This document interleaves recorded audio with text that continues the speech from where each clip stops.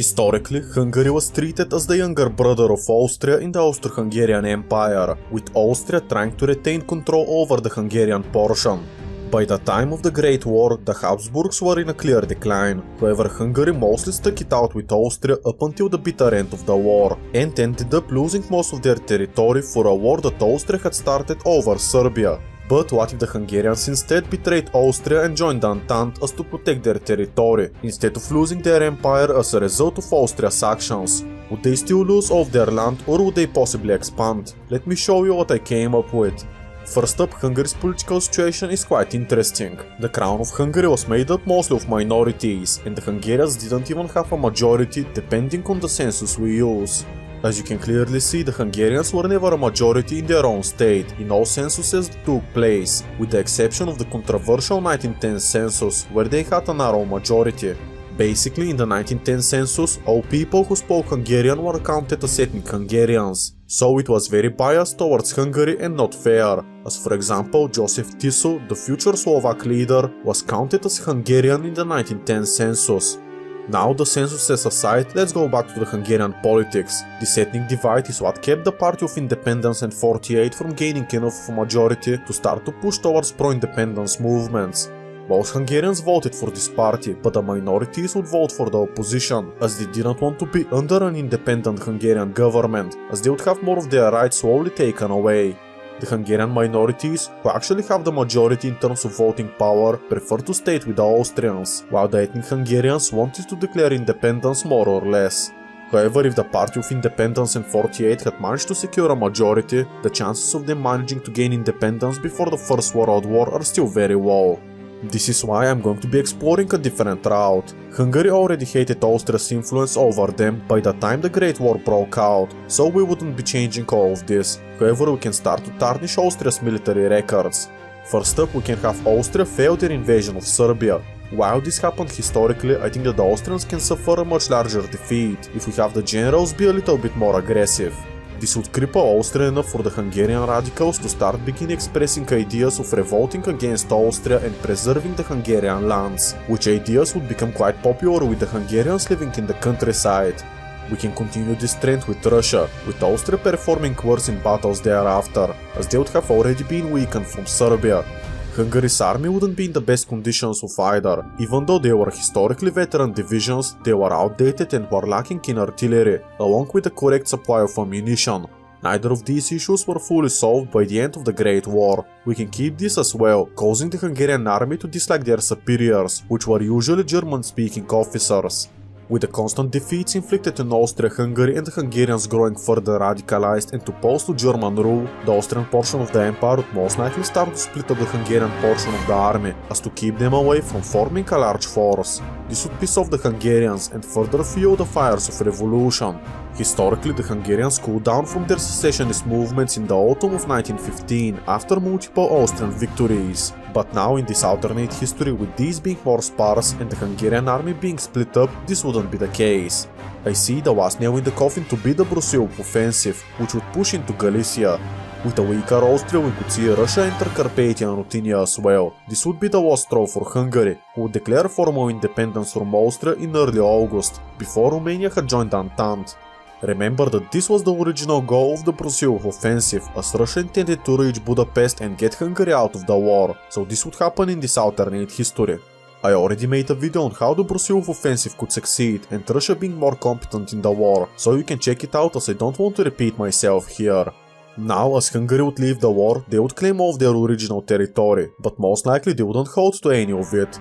The Kingdom of Croatia-Slavonia would most likely declare their own independence, or more likely side with Austria instead. Either way, Austria would end up getting control over the region via invasion or not. Burgenland would also revolt eventually and side with Austria due to its German-speaking population and proximity to Vienna. Slovakia would also fight in a revolt, possibly siding with Austria in return for more autonomy within the empire, which would have happened. In Transylvania, the Romanians would see this chance as to attempt to unite with Romania, which would be met with conflicts from the Hungarian side. Territories in the south of Hungary like Banat and Vojvodina would be split up, with a Slavic unrest occurring, but the north of these territories would remain with Hungary. I wouldn't be surprised if Bosnia also launched a revolt against the Austrians as well as this time. In the end, we would end up with something like this. Much of the Hungarian army would be arrested or disbanded, as it would have been split up and more directly managed. In Galicia, the Russians would manage to push further into the nation, getting a direct border with Hungary, occupying some of Carpathian Ruthenia. Russia would begin to negotiate with Hungary over territorial disputes. Hungary would promise the Russians Galicia and Bohemia for support, but Russia would press for further Serbian expansion and possibly Slovak autonomy. I think that while the Hungarian nation is young and weak, struggling to hold on to everything that they had claimed, Hungary may accept more concessions. This would include Bosnia and Austria and Dalmatia. Both of these territories the Hungarians wished to annex, as well as portions of Croatia, Banat and Vojvodina. This would be enough to satisfy Russia, and they would start to float into Hungary. Romania would step in and try to demand Transylvanian territories from Hungary, but the Hungarians would refuse. However, this wouldn't stop Romania to fund rebels across the border, destabilizing Hungary greatly. Romania most likely wouldn't declare war on Hungary, as they would be frightened by the idea that Russia may support them. The fact is that Russia didn't want a strong Romanian state, which could challenge Russia's ally of Serbia and now Hungary as well. A strong Romania could also lay claim to Russian Bessarabia, which the Russians wanted to avoid, hence why they're more than guaranteed to help Hungary limit the size of Romania. Now, taking a detour to Serbia, I think that they would still capitulate to Bulgaria, albeit a bit later than historically, due to the fact that Austria is much worse off militarily, likely resulting in Bulgaria to join the war a bit later. The Serbians would continue to fight in Albania, Greece and Italy, however. Back to Hungary, this move by the Russians to secure Hungary in their own sphere would make the rest of the Entente very mad, as they would fear the possible rise of Russia. The continent has always feared Russia, but when Germany rose to power, Russia became a second threat. But now with their rising influence in the Balkans, the French and British are most likely to cut most of their support to Russia. Hungary would also be considered as an enemy nation by the Western Entente. However, after a few months, France and Britain would decide to cut their losses and sign an official peace treaty with Hungary, under the conditions that they got to discuss the possible border changes in the future. The Hungarians would basically be fighting on all fronts, with a very thrown together force of citizen militia. To the north, Russia would keep assisting Hungary, and as the Austrian army would continue to buckle, Germany would be forced to redirect some troops from the Western Front to fight the Russians and their advancements into the east. This would lead to Germany doing a little worse in northern France, so the Battle of Verdun would become an easy French victory. By 1917, all the front lines would stabilize, with the only place under constant guerrilla warfare being Transylvania. Austria may try to surrender at this point, but I believe that Germany would launch a quick invasion of Vienna to stop this from happening. The Zimmermann telegram would also most likely still happen, as Germany gets even more desperate. Lenin would also be sent to Russia, but with the improved military situation in Russia, it would be harder to start up trouble. By now it's clear that the Central Powers would lose, so Bulgaria would surrender for a negotiated peace, before the Entente invaded them, or possibly switch sides as well as to gain the Bosphorus. Anyways, the Ottoman Empire would soon follow, although they would surrender unconditionally. Germany would fight on for a little longer, possibly lasting until January or February of 1918, before also surrendering. In the peace treaty, Hungary would gain their independence but still be shrunk. Slovakia would be given independence or a lot of autonomy within Hungary, yet I prefer for them to become independent, but not with their modern day borders. They would be reduced to mirror more similarly the ethnicity, so the south, which was majority Hungarian, would stay with Hungary. France and Britain would force Hungary to give up most of Transylvania to Romania, with the exception of a strip of land to access the Hungarian majority living in there. While this may look bad, Hungary would still get to keep major cities like Cluj, Arad and Brasov, so their losses, while big territorially, aren't that terrible in all reality. These cities would also retain their Hungarian names, so Cluj would remain to be called Kolozsvár, while Brasov would be called Braso. As for the rest of the peace treaty, Serbia would also annex Montenegro and form Yugoslavia. Austria would be hit a lot worse. Galicia would directly go to Russia, with Bohemian puppet being created as well. Tyrol and Istria would go to Italy along with Zara. Most likely Austria falls into an unstable government and calls for unification with Germany, which also happened historically. Albania would be split between Greece, Serbia and Italy, with Italy annexing Vlor as well as installing a protectorate over the rest of Albania. Greece wouldn't be allowed to annex Bulgaria's coastline on the Aegean Sea, as Bulgaria surrendered conditionally, and if Bulgaria switched sides near the end of the war, they would be allowed to annex parts of the Bosphorus. Going to Turkey, most of it would be the same as historically, with the exception of the addition of the international zone, and Greece gaining some more territories as to compensate for the lack of Bulgarian gains. Germany would be treated basically the same, but East Prussia, Posen and parts of Silesia would go to the Congress of Poland, due to the Russian Empire surviving. Hungary would be pissed off from the result of this treaty. Sure, it's not as bad as historically, but they would still lose roughly half of their territory. The Hungarian nationalists at the time period were very weird. Anything that isn't getting the full Hungarian borders as to prior the war is seen as a national humiliation. After all, the Hungarians were convinced to abandon Austria with the pretext of preserving their territory, or even to expand, neither of which happened. Hungary is likely going to feel very betrayed by the Allies, even more so than Italy, and you already know which ideology would become popular there in the 1920s. The thing is that most of these Hungarian territories would be lost due to the Western Entente members wanting to limit Hungary's strength, which would lead to a closer Hungarian relationship with Russia. As a result of that, Romania would also grow closer to the West, buddying up with France. Serbia would naturally become close to Russia and have sort of an armed truce with Hungary. Greece and Bulgaria would be under constant skirmishes, and the result of these would be hard to predict, so it could lead to Bulgaria possibly becoming more isolated, or perhaps the two getting closer to the major powers. In Anatolia, Armenia, Italy, France, Britain and Greece would be forced out of their territories by Ataturk. The international zone would also most likely also suffer, but would result in a redrawing of borders with Turkey, gaining everything for the exception of the Dardanelles. Overall, there would be a smaller Turkey.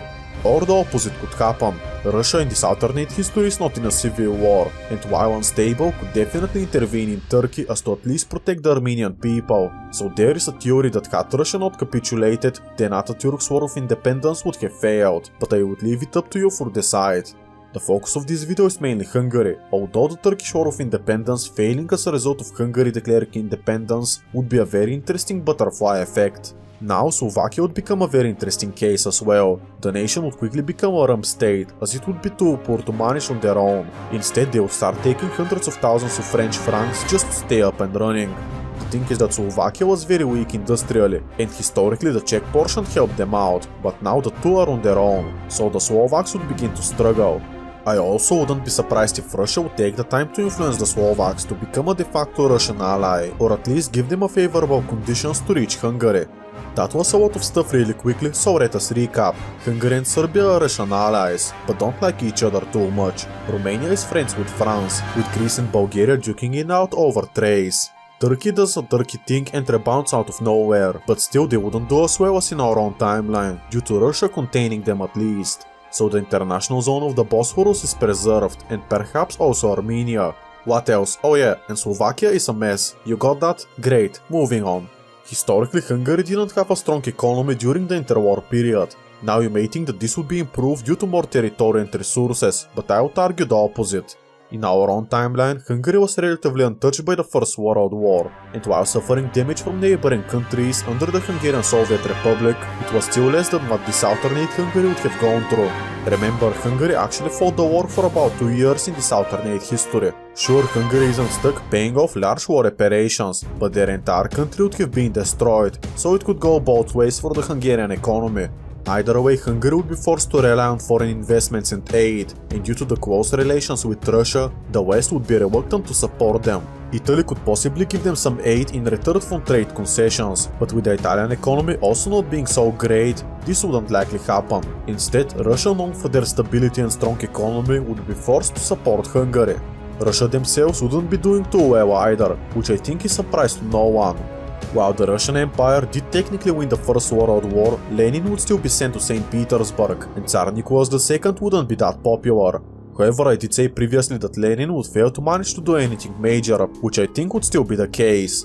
Using his propaganda techniques, I think that it wouldn't be a stretch to say that he would manage to radicalize the masses of Russia, albeit possibly a few months or even couple years after the conclusion of the Great War. This would mainly be due to the poor treatment of workers and the failing economy of Russia. Here I have to make a tough call. Does Russia fall into a civil war, or does the empire hold together? As such, I would split the scenario in two here, with one following each of these possibilities. So Russia decides to blow up. Oops, we all have these kinds of days every now and again. By now we have most likely butterflied so many of the specific details about the Russian Civil War that it would become impossible to predict, and frankly it was impossible to predict even in our own timeline, so I'm going to have to take some strides here. First of all, I would assume that the Red Army still occupies the same amount of territory as they did historically. Secondly, I wouldn't be covering any breakaway movements unless they're important to the plot, as many of these were very convoluted and hard to pinpoint. The year would be around 1922-1923, and with the Russian economy dipping further and the empire getting distance from their western allies, Lenin would call the Russian workers to arms to overthrow the tyrannical government and replace it with another cooler tyrannical government. Quickly this revolt would spread and the so-called Red Army would be formed. Tsar Nicholas II would begin to mobilize his own forces and the civil war would officially begin. Immediately, the Congress of Poland, Kingdom of Bohemia and Finland would break away, with the Congress of Poland possibly annexing some portions of Russian Galicia. The Baltics would also push for their own independence along with Ukraine. Many of these revolts would be sponsored by the West, as they would fear a strong Russian nation of any ideology. Britain and Turkey may support the Caucasus nations as well as to secure all supplies and independent Azerbaijan. Meanwhile, in Bohemia, ideas of a Czechoslovak state would still be floated around, as I haven't mentioned the Czechoslovak Legion so far, but now I can tell you that possibly it never exists. The Czechoslovak Legion was formed by their respective people and it sided with the Entente in the Great War, fighting against Austria-Hungary, wishing for the defeat of the Habsburgs and leading to their independence. The Czech portion would still want the same, but if you remember from the war, Slovakia had sided with Austria during the war, so the Czechoslovak Legion is likely just the Czech Legion in this alternate history, because Slovakia would collaborate with the Austrian Empire unlike historically, which is a cool butterfly effect and could see some changes in the Russian Civil War. The Czechs and Slovaks are undoubtedly less closer and friendly, as they were on the opposite sides of the Great War, but still they may engage in talks about unification. After a few negotiations, including a lot of Slovak autonomy, I think that this would be secured and Czechoslovakia would be born, albeit smaller. This action would make Hungary very mad, due to the fact that they wish to eventually conquer Slovakia themselves. Most likely all ties to the Czechoslovak government would be cut and the unification wouldn't be recognized by Hungary, which would possibly announce their own annexation and posting that on every map in Hungary. In some good news for Czechoslovakia, there most likely isn't a conflict over Zaolzie, with instead all of it going to Poland. Now let us go back to Hungary and see what's going on with our main character and oh my god, they're on fire. Okay, not literally, but kind of literally. You see, Hungary's only real major ally would be Russia, and with them collapsing, the neighboring countries would like to snatch up some Hungarian territories. Hungary is for sure going to get even more radical, either ultranationalists like Italy or socialists like the Soviet Union. Either way, the Romanians, Czechoslovaks and possibly Yugoslavs would be opposed to a strong Hungary. They already formed the Little Entente in our own history, with the goal of containing Hungary, so the idea of striking Hungary as to adjust the borders in their favor isn't too insane, albeit deeply unpopular with the Western Entente, who actually wanted to leave Hungary alone and let them drift to democracy slowly and naturally. In this alternate history, we could see immediately Romania to declare war on Hungary, as to gain full control over Transylvania, as there would continue to be many border skirmishes and minor conflicts between the two countries. After these conflicts go into a full-scale war, and after a few weeks, Yugoslavia would most likely fall with their own invasion, for lands in western Banat and the rest of Vojvodina.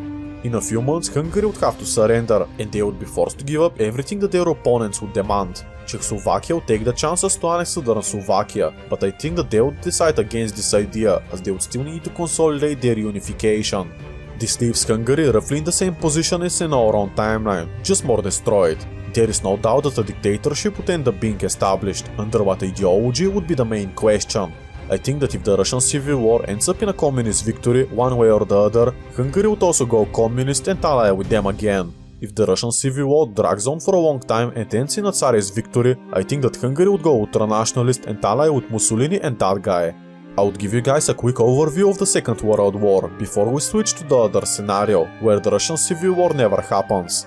First off, Germany would annex Austria, Czechoslovakia would be dismantled and Slovakia would be given to Hungary. With Hungary's hatred towards Yugoslavia and Romania boiling over, most likely they would push for more territorial gains from them, which Germany would perhaps be willing to oblige to, as Hungary would be much more devoted to war and helping out the German war effort. As a result of that, West Banat, Vojvodina and the entirety of Transylvania would be given to Hungary. However, even with Germany managing to do a little bit better in Russia due to a weaker Soviet Union, the Axis would still lose the Second World War, which is no one's surprise. And as a result of that, Hungary would become a Soviet client state, being forced to return off their claimed territory, as well as southern Slovakia to Czechoslovakia. The Hungarians could get to keep Eastern Slovenia and maybe Burgenland, so good for them. Bigger Hungary, more elections, absolute victory. Obviously this ending is wild, and it relied on assumptions built on top of assumptions, so taking it seriously is the last thing you should do. In the first ending, Hungary joined the Entente, but still lost some lands, with the Turkish War of Independence being at least less successful. Then the Hungarians allied with Russia, which imploded, leading to Hungary to be abandoned and invaded, much like the Hungarian Soviet Republic of our own history, with no drastic changes in the Second World War thereafter. Okay, let us have Russia not implode and remain Tsarist, back in Hungary, which will change quite a lot in the interwar period, especially in the Second World War, with Russia not being communist.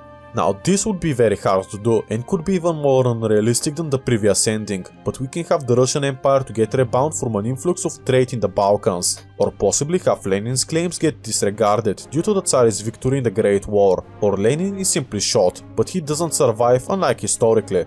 Either way, the communist popularity starts to decline. By this timeline's 1922, there would be a Russian-Western Cold War, featuring all of your favorite characters. Today's battlefield, the Balkans. Yes, this would be the most direct place for either side to wish to secure influence. The only nations that would be really up for grabs would be Greece, Bulgaria and Turkey. I believe that Greece would grow close to Russia, as they would have more to gain by joining them, which is parts of Turkey and maybe even Bulgaria. Greece and Serbia had always been great allies, but now they could collaborate together with Russia and sustain their alliance. In addition, Britain holds Cyprus and used to have the Ionian Islands, so the Greeks are more in the eastern sphere of influence.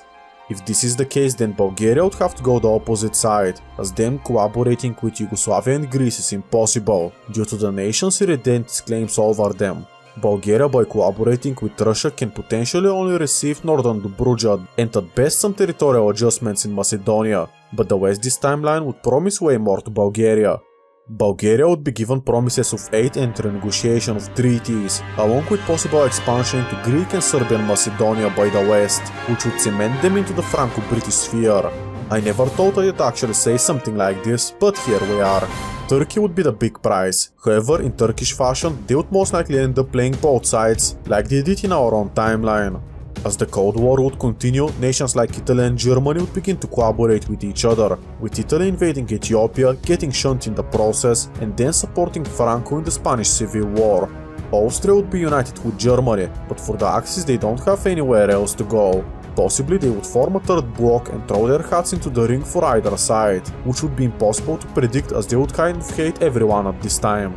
From here, any sane alternate history YouTuber would call this scenario and say that it is too difficult to predict, but as you perhaps know, I am no sane person. You want to see borders shift and your favorite country to expand, so let me deliver on that.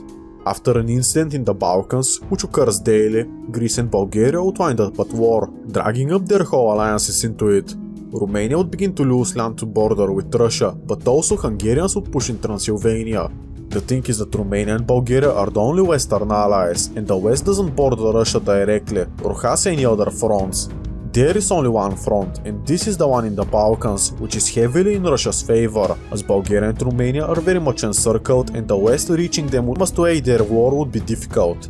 After a few months, Bulgaria and Romania would have to surrender, being divided between their neighboring countries, as they didn't just stand a chance. For a few months, a phony war would occur with neither side able to do anything. Conflicts would still happen in Iran between the British and the Russian occupying forces. The UK would eventually begin to blockade Russia with much success, causing their economy to start to cripple. By now, Germany would decide to demand territories from Poland, including Silesia and Prussia. Russia would be willing to negotiate with Germany, as they don't want to fight anyone more than they're forced to, but Poland is likely going to look to the West for help, rather than receiving Russian support. Here I can split the scenario into two parts. Does the Axis join the Allies or the Russian faction? In this ending, Germany negotiates with Russia, and the Russians, wishing to protect Poland as a buffer state, would say that they wouldn't be willing to give any land to Germany. This would lead the Axis to join the Allies and against the Russian faction.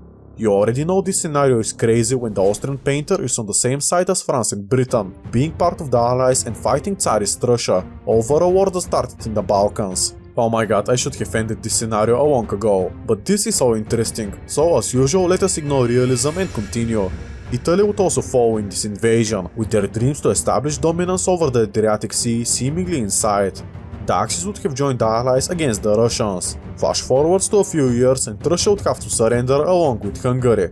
Germany would annex everything that they would ever want, as well as creating puppets in Poland and the Baltics. Ukraine and Belarus would be given independence, and Serbia would be cut along with Greece. Hungary would be shrunk as well. This would only end up as another conflict later down the road between Germany and the West. In this universe, the Nazis have a much greater chance at winning control over Europe, as they would have already eliminated their eastern flank, allowing them to focus on the West, and you already know how this front materialized.